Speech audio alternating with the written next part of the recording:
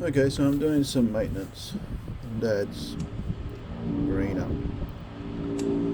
So I'm just checking out the distributor here. There's a little bit of crud on the contacts, not too bad. Although, I mean, could probably replace the cap, but it's certainly serviceable. As you can see here, I mean, it's got some pitting, but seen a lot worse. So anyway, it'll do for now.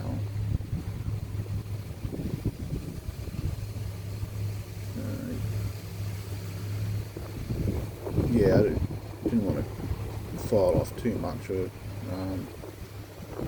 was otherwise increase the gap between the spark and the rotor, between the terminals and the rotor. Anyway, and there's the rotor. It wasn't too bad either. Had a little, excuse me, had a little bit of oxidisation, but nothing major. So again, I didn't want to file away too much of the surface there.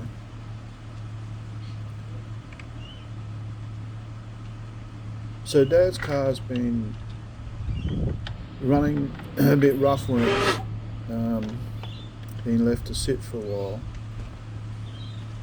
Actually, even when it was going, if you're driving it every couple of days or so, it wasn't too bad. But it had just run quite rough, especially if you'd left it for a few days and you went to start it up. It would take good, I don't know, like 2-3 minutes or 5 minutes of driving before it really come good.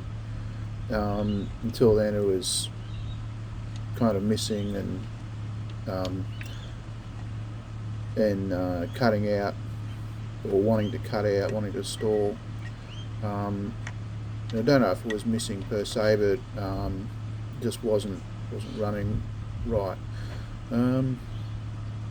So anyway, I pulled the air cleaner element off and tightened up the bolts on the carby, just to make sure there wasn't any really obvious vacuum leaks. I'm just there, I'm checking the spark plugs. Obviously all those contacts are clean, no corrosion on any of those, so the leads must be fairly new, and there's no dramas. Just checking the oil. I can't check the oil level because the dipstick's broken off, so I'm going to have to do an oil change on it to make sure it's got enough oil. But I was just having a look inside the rocket cover there to see if there's any signs of burnt oil or anything. Seemed alright. So I'm going to take the plugs out and check them, check the gap and state of condition of the plugs. So getting back to the carburetor, tightened up the bolts and that, and it seemed to improve it hugely. Like previous to doing that, when I'd started it up, it took ages to get running smoothly. And after doing that, it started first time and just ran smoothly. It was amazing. But then, as you'll see later in the video, I start up again and it's still got a bit rough running, so something's still not quite right. We'll get to that part of the video, but it's definitely a lot better than it was. Next thing I'll do is go over the whole engine, vacuum leaks and so forth, and emissions control stuff and whatnot, see if there's anything wrong there with any of that stuff. Could be causing a problem, the obvious stuff to check.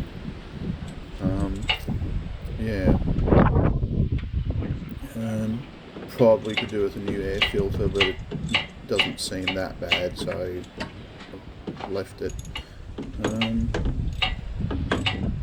So anyway, the plugs, you'll see the condition of each plug, and they're in not too bad condition.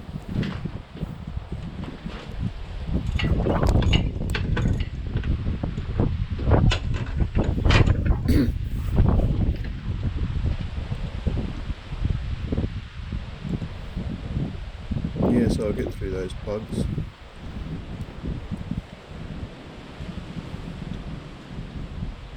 So the car does have a new battery, well, relatively new. It's about, well, actually, it's getting on to 2 years, about 1 and 3/4 years old, but hasn't had a huge amount of use in that time. Dad got it about a year before he passed away. That was about a year ago. So it's of that kind of vintage. The car's just been sitting most of that time, not getting used a lot.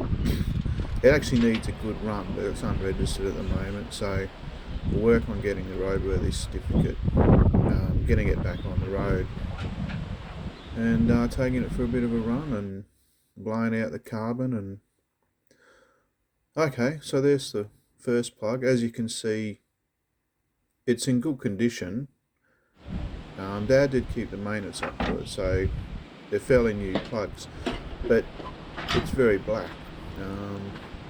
So I don't know whether don't know why that is, whether it's running a rich mixture, whether it's just because it hasn't been used much, and also Dad never really drove it very hard, so never really had a chance to get the carbon blown off. So it might just be deposits from Dad's slow driving. It might be fuel rich mixture, or it might just be some of the emissions control stuff. So we'll check all that out. So you saw that there, that the feeler gauge was 0.90, and that was a loose fit in that plug. The other three plugs, it was a tight fit, but probably would have been loose on 0.8. And don't know, I didn't know what plugs those were, but I checked out their size, and it should be between 0.7 and 0.8 usually, depending on the plug manufacturer. I think 0.9 is a bit high, but anyway, it's not too bad. And the other three plugs are, like I said, the 0.9 goes in, but it's a little bit tighter fit. So I will pull those out and clean the plugs. Haven't done anything with them this time, but I will pull them out and clean them with a bit of metho, and gap them closer to like 0.8 or 0.7. I'll check out the spec for the brand of plugs, and do that. I don't think that's any major contributing factor to its running, to the way it's running. I think that's more of a symptom than a cause. Yeah. So anyway, there I am rushing through. I've just sped up the installing and removing of plug sequences, so as not to bore anyone. So that's the second plug.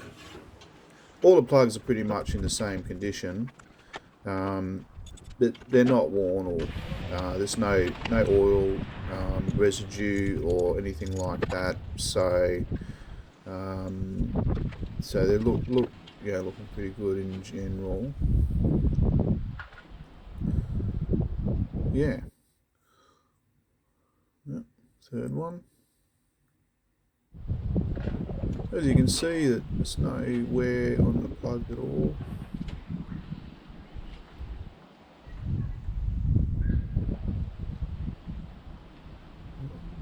And that here, the fit is a bit tight. Actually, I think we might be up to the final plug there, not the third one.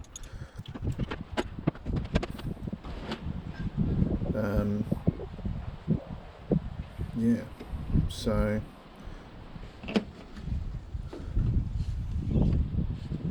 we'll go through, print it out from the manual, all the bits on the emissions control stuff. That's all, your vacuum hoses and crap. That's all about keeping emissions down, feeding gas back into the airflow and all that sort of stuff. I'm going to go over that because often you can develop, that stuff's often ignored for the life of a car. and sometimes when it breaks down it can create problems with running, so we'll go through all that, make sure it's all functioning as designed. Yeah. Okay, so plug's done. I'm going to do this start test. That's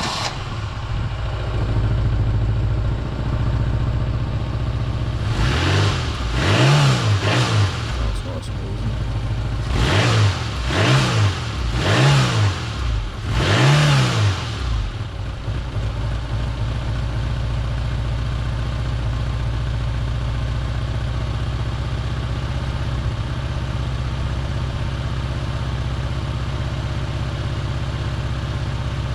There was that bit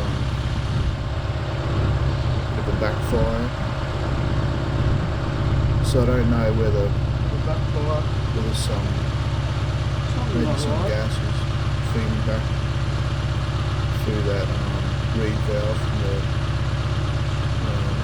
sounds good now, exhaust gas recirculator. Yeah, actually it's performing pretty well, but it's a little bit rough a little bit before you've wrecked it a few times, and just then wrapping a bit of a out of that over the exhaust, like a bit of a backfire.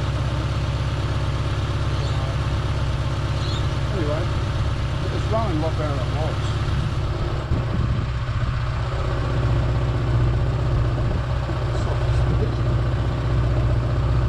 But it doesn't bounce.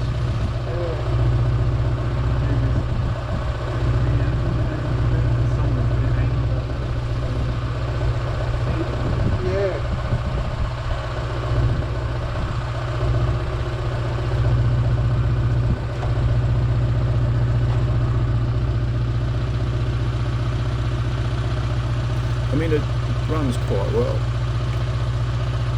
but it's just that, yeah, sometimes after starting, you rev it a bit, let it go back to idle, and it runs quite ragged. So I just want to pin what that is, and also what caused that backfire. I mean,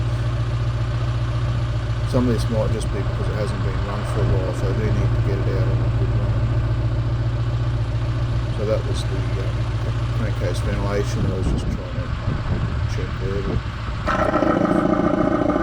So this is our reed valve that prevents backflow from the exhaust into the air cleaner. So this is supposed to draw air out of the air cleaner into the exhaust to help burn oxides and nitrates or something. So when I pull that off, as you hear, it makes that sound. I'm not sure if that's normal or if that's always happening and that when it's just masked when that's on there. So I need to take the air cleaner lid off, run the engine, and see what I can hear.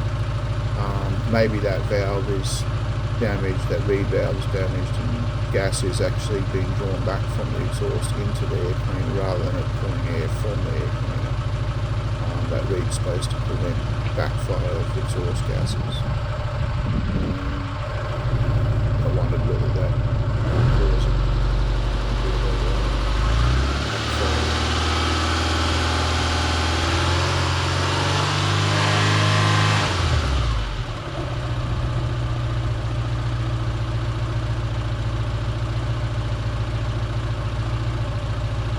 Anyone with any ideas, feel free to comment.